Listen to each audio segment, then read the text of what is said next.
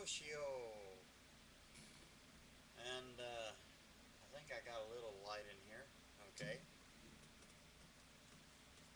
The dear sister who had asked me about the scriptures, I didn't know if she got my one video response or not. So I'm going to give it out here for her and for everybody.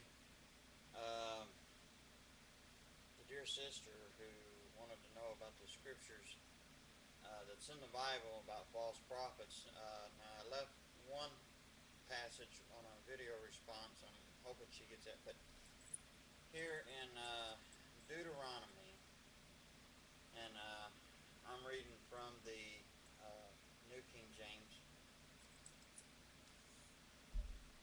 All right, Deuteronomy chapter 13.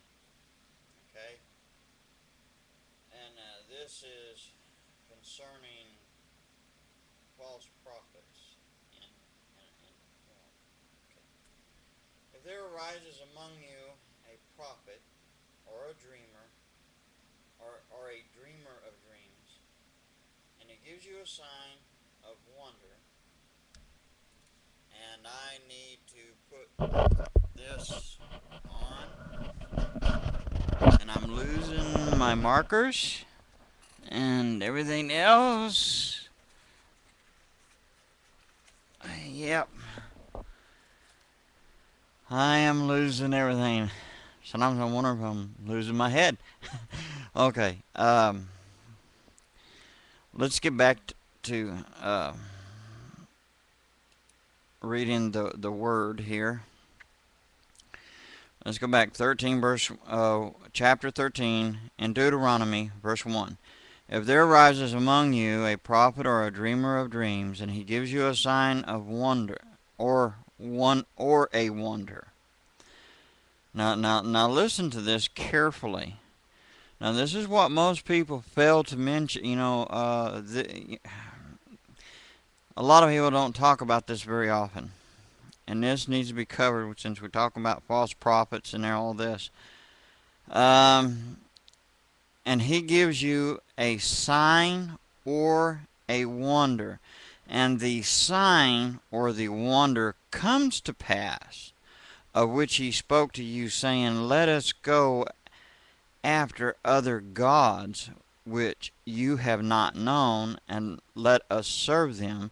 You shall not listen to the words of that prophet or that dreamer of dreams. Are you hearing this? Okay?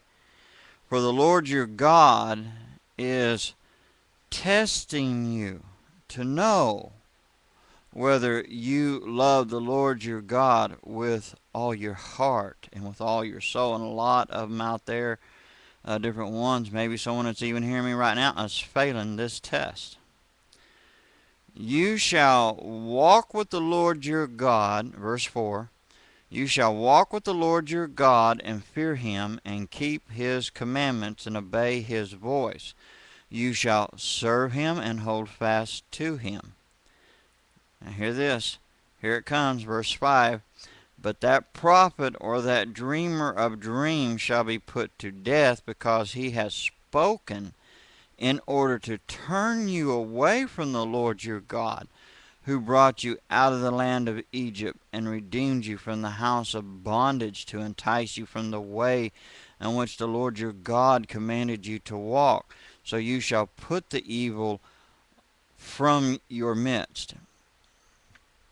If your brother, the son of your mother, your son or your daughter, the wife of your bosom, or your friend, who is your own soul, secretly entices you, saying, Let us go and serve other gods which you have not known, neither you nor your fathers, or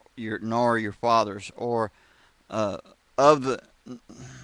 Let me go. Let us go and serve other gods which you have not known, neither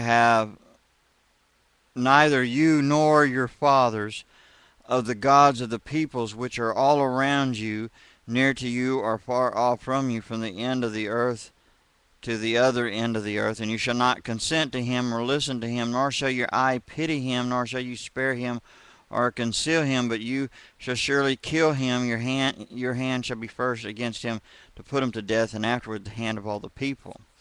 Now, a lot of people don't understand this, and they just take it out of proportion. About the people who are in the natural, who are in their own flesh, who read that, they take it. Well, see, look, that's a violent God. No, he was, and he still is, and always will be a holy God, and just everything that you read here that happened back then was done for our examples, because he's a holy God and cannot abide sin. It's a fact that if people would listen and look into history, knowing that the type of surroundings is that there's violent, violent people, and the cultures that handled the different battles and things in different ways and tactics. See, this is what people failed to do, this to justify their own evil intents, to try to and justify their evil thoughts, and to think evil thoughts about a holy God that they don't understand. And you don't never dare question the one who made you. It's like, okay, this flute. The person who made this flute. Now, you think this flute is going to get up and start talking and questioning the maker? But let's suppose it could. Now, that's kind of stupid, isn't it? That flute maker was able to make what he wanted out of this, and he had the right to. So don't God. But God had been compassionate, been merciful to us, and been patient with us, so he can show us mercy and everything. But anyway, these false prophets and stuff was trying to lure them away, but God wanted to test his people, and at times this is what he did.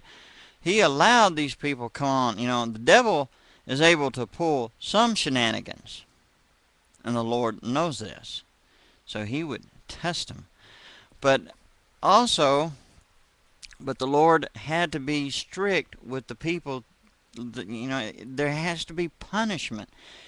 He told them beforehand, for all this, that there's life and there's death. He gave them warnings. You know, he told them, if you do this, you get life. You know, there's you know a good reward for you. You know, and then if you do this, there's death waiting for you. He told them all these things. Here's what you can do. This is what you can't do. You shouldn't do. Because if you do this, it's death. And what do? They just rebel. And they get all upset about it today. But anyway, on false prophets, I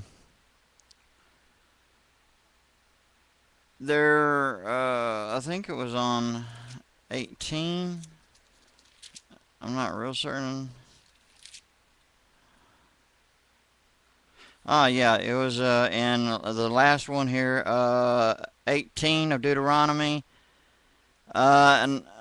And it shall come, and it shall be that whoever will not hear my words which he speaks in my name, I will require it of him. But the prophet who presumes to speak a word in my name which I have not commanded him to speak, or who speaks in the name of other gods, that prophet shall die. And if you say in your heart, how shall we know the word which the Lord has not spoken? When a prophet speaks in the name of the Lord, if the thing does not happen or come to pass, that is the thing which the Lord has not spoken. The prophet has spoken it presumptuously. You shall not be afraid of him. Well, and there's some, just get you a good concordance. Look it up in your Bibles, and you will find all kinds of scriptures and things. You know, look for on subject as prophets or false prophets or prophecies, and you know that'll give you a good start. So get you a good concordance. Some Bibles have real good concordances in the back, some don't. So, but that's something to look for. False prophets are out there. You don't listen to them, and there are signs for them and against them. Okay, but read the Word for yourself. So I'm running out of time, so I thought I would share that with you, give it to you, and help you, and maybe you find something there. Okay, so shalom. God bless. Walk in his love and his light. And hey, be good to one another. Shalom. Ha-ho.